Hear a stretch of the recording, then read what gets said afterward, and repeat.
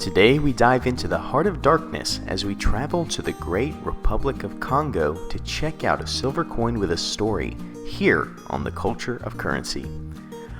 Welcome back one and all to the channel dedicated to you, the viewer. Today we have a rare opportunity to peel back the layers of the Republic of Congo as we briefly discuss the history and culture of this land so that we can more accurately place our silverback gorilla coin on the 60-point scale.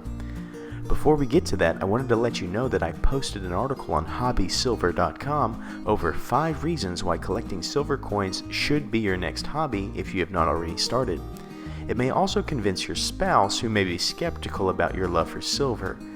Now back to the Congo. This is where the Republic of Congo and the Congolese reside. This is a land of beauty and lessons that can be used to remind us of the significance of our own situations. The Republic of Congo as we know it is in its infancy. Though it has been independent for some time, this land is still hurting from a failed Marxist government attempt. The Congo is now a democracy that is represented with a multi-party system. This land is slightly smaller than the state of Montana but is located in equatorial location, meaning it is tropical and hot by most standards. This is a land of fertility offering copious amounts of oil, timber, gold, copper, uranium, and other commodities. Speaking of oil, gold, and uranium, I should note that the country that Congo overwhelmingly exports to is China. I'm not sure why they need all the uranium, but maybe you know and can comment below. China is also the leading import partner, but that is not by as large of a percentage as the exports. 70% of the population live here in Brazzaville, here in Point Noir, or along the railroad in between, meaning that much of the other areas in the Congo are pretty rural. This is a strongly Christian nation that is moving towards a milestone in democracy, which is the transition between a high fertility and death rate to a low fertility and death rate. The hardest part about this transition, however, is that there are more dependents, 0 to 14 or 65 and older, than there are in the workforce, which means that it's hard to sustain until the majority of the population are contributing to the workforce, which means a stronger tax base and economy.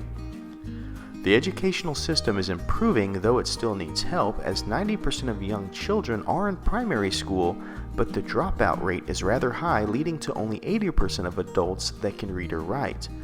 Another indicator of this nation is the average age is 19 and a half. This is very low in world standards. Another note is that the military is still equipped with Soviet-era weapons from its earlier ties with Marxism. This makes me believe that many of the Western nations, like the US, could strike deals with Congo to better equip their army of about 12,000 with updated equipment in order to better align ourselves with the oil, gold, and uranium going to China. This nation has a staggering 36% unemployment rate and is heavily in debt as the Treasury rates its bonds at CCC+. The GDP, just to give you an example, is -3%.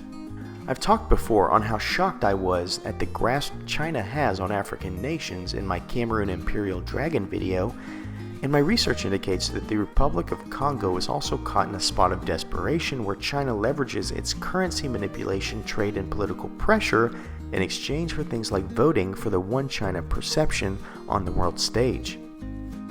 Now that we understand the Republic of Congo a little more, we can move towards the rating of this coin that was struck by the Scottsdale Mint. On the front of this coin we have the unique coat of arms. We have a crown that is adorned with timber above a shield exposing the rampant lion with torch in hand. There is a wavy line behind the lion that we can see in the colored image is green. We also note the 2 African elephants to either side of the shield in a calm posture. African elements will extend their ears when provoked, but these lay to the side, meaning peace. They stand upon a log that has a banner draped which states unity, work, and progress. I will say this is not the most detailed artistry, but I love that they made an attempt to texture the background and add a border. This is not an amazing front, but it offers us a unique coat of arms and scores a 6. On the back we have the subject matter of this coin, the silverback gorilla. There are eastern and western gorillas as a genus and a handful of various species. The silverback title is not a specific term, but rather denotes the leader of the troop of gorilla. A silverback is a male who, when becoming alpha, will have the saddles of hair on his back turn silver, hence silverback. They decide where the troop will move and sleep and are the first and last lines of defense. The silverback is an amazing animal, and if I get another from this series, I will make a gorilla-specific video. The back of this coin has a very unique depiction of a silverback gorilla. We have the foliage presented in standard artistry, but the rock and silverback are presented in geometric polygonal form, which is so different from what we are used to. The font reminds me of Jurassic Park, which is as wild as they come. I find the back overwhelmingly refreshing and unique, and it scores a 9. Mintage is the next area we look. This coin will have a maximum mintage of 75,000, which on our scale scores a 7 out of 10. Now we look at cultural significance. We have a coat of arms on the obverse of the coin, which is obviously significant to Congo, and we have the silverback gorilla on the back, which is an iconic animal of the Congo. It is also of note that the Congo has chosen the silverback to be its series coin, so the significance cannot be less than a 10. Now we find ourselves at collectability.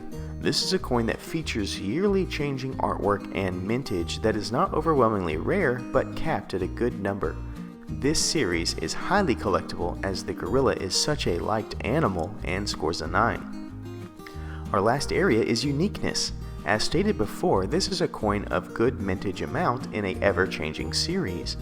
This does help with uniqueness. This coin, however, goes a step further and creates a polygonal version of a gorilla, which is the only rendition I can think of any coin quite like it. This is the biggest reason I wanted this gorilla. I think it will be like a rookie baseball card. There is only one rookie year, and it is my guess that this will be the only polygonal coin produced for the gorilla. This being said, I think we have to give our unique score a 10. This means our proud gorilla just makes the elite status with a 51 out of 60. This means that this or any Congo gorilla should be considered for your collection. I already envision myself purchasing more from this awesome series in the future. Thank you so much for watching, and please remember to stay classy and current with the culture of currency.